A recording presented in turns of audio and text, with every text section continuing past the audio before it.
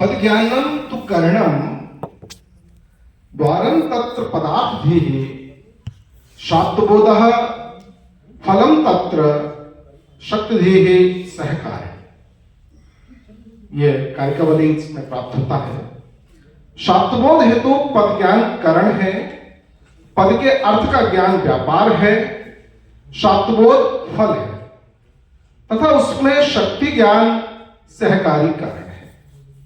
शाब्दबोध में पद ज्ञान असाधारण कारण है, पदों के समूह की बात की संज्ञा है। वाक्यम स्यात् योग्यता आकांक्षा सत्युक्तः पदोच्चयः।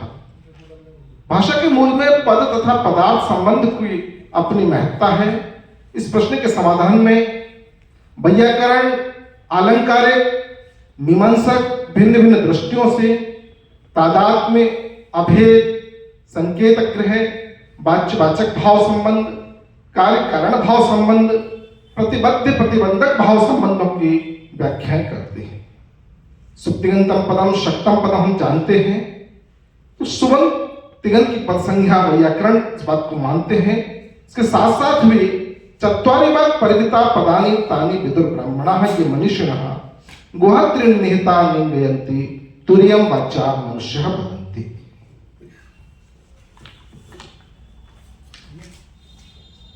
तत्रापि वाक्पदीयं मध्ये प्राप्यते द्विधा कैश्चित् पदं भिन्नं चतुर्धा पंचधा अपि अपोधत्यैव वाक्येभ्यः प्रकृतिः प्रत्ययादिवत्।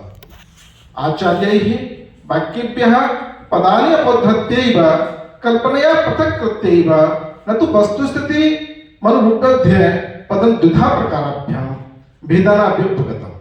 वस्तुतो अखंडात् वाक्यात् अपोधत्यैव नाम आख्यात भेदेन पदं द्विधा स्वीकृतम् इति। यावत् उपसर्ग कर्म प्रवचनीय नाम आख्यात अंतर्भावः क्रियागत विशेष द्योतकत्वाद निपातानां तु सत्व प्रधानानां स्वराधीनां नाम्नि क्रिया प्रधानानां तु हि उगादीनां आख्यातो अंतर्भावः।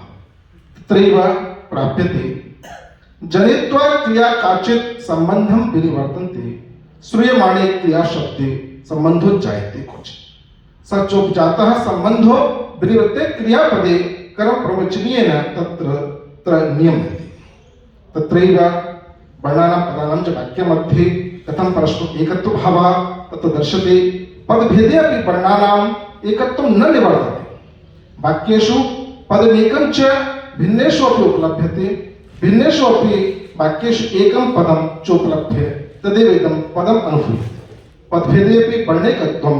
ये लंबा है, उसके बाद फिर कुछ प्रयोग हैं जो लक्षण आदि के द्वारा उन प्रयोगों पर चर्चा कर लेते हैं। और पद का जो वैशिष्ट है भवभूति का, उस पर थोड़े से एक दो उदाहरणों के बाद लक्षण में है ना उसके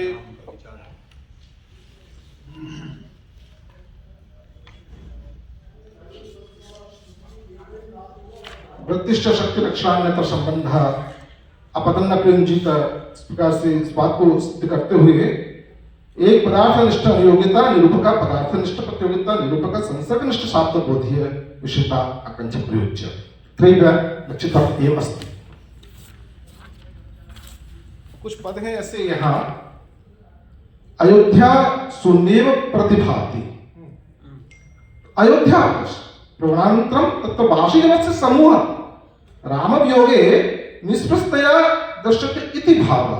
केवलं शून्यत्वं न अपितु राम वियोगे निष्पन्दतया दृश्यते इति भावः।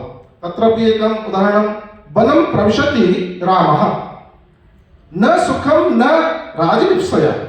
अत्र वनं न केवलं वृक्षसमूहः अस्ति अपितु त्याग तप धर्मानुष्ठानात्मक जीवनवस्थायाः द्योतकः एव अस्ति। अत्र रामस्य वनप्रवेशः न भौगोलिकः अपितु नैतिकः लक्षणया अत्र बोध्यते। पिता में पतितः तत्र प्राप्यते। एकम् उदाहरणमस्ति।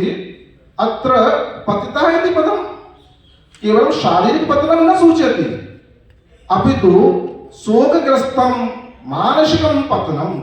अत्र से करुणम् उद्घोषयति, कर्मवशम् उद्घोषयति पिता में पतितः। रामो लोकनयनम् इत्यपि एकम् उदाहरणं। अत्र रामो विग्रहवान् धर्म इति सूचना तत्र वर्तते लोकस्य दृष्टिमार्गे पुस्तकः लोकनयनम् राजा मौनं व्रतम् इति अस्ति मौनम् एकम् उदाहरणं मौनं व्रतं तो मौनव्रतं रूपेण केवलं मौनं नास्ति अपितु अत्र केवलं मौनव्रतं नास्ति अपितु अन्तर्बोधः लक्षणया अवर्णनीय दुःखस्य प्रतीकः महती वेदना अत्र व्यक्ता अस्ति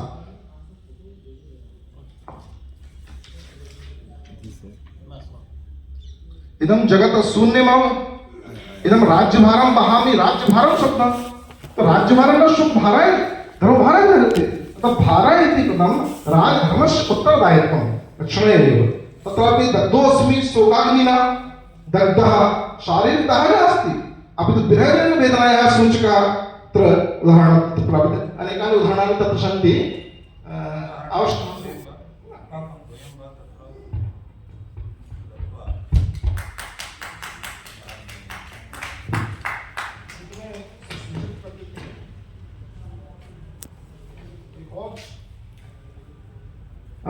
स्वयं त्रिसप्तबारार विकर भेद छत्र तंत्र प्रभारी वीरक पंचस्य भेदाकृत धरणतला पूर्वहं सावतारः जेता हरम भृंगी प्रमगण चमू चक्रण स्तार कारे स्वाम प्रच जाम दग्न्या स्वगुरु हर धनुर्भंग रोषादपयति तो समस्त लक्षणों में यहाँ बहुत सुंदर इस उदाहरण प्रस्तुत हो रहा है क्रौंच पर्वत का भेदन करने पर भूतल पर प्रथम हंसों के आने वाले अवसर ऐसे बहुत सारे उदाहरणों के माध्यम से उन्होंने परशुराम जी के व्यक्तित्व को यहाँ सूचित किया है और हर के धनुर्भंग के कारण समद्भुत रोष से हम पूछते आ रहे हैं तो इस प्रकार से बहुत सारे उदाहरण मेरे आलेख में हैं एक उदाहरण देकर इस उदाहरण को देकर के मैं अपनी बात को विराम देता हूँ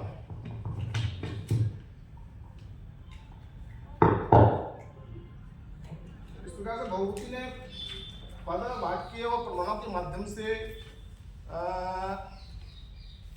व्याकरण के रूप में भी नैयायिक के रूप में भी निवासक के रूप में भी अलंकारिक के रूप में भी अपनी श्रेष्ठता सिद्ध की है उस आलेख में मैंने यही कहा है कि पदवाक्य प्रमाणक के रूप में वाक्य निर्मित हेतु जितनी भी शक्तियां हैं लक्षण आदि व्यंजना आदि बहुत शक्तियों का बहुत सुंदर प्रयोग भगवती ने किया है इस प्रकार पदवाक्य प्रमाणक के रूप में भगवती को हम एक अच्छे कवि के रूप में महाकवि के रूप में हम जानते हैं बहुत बहुत धन्यवाद।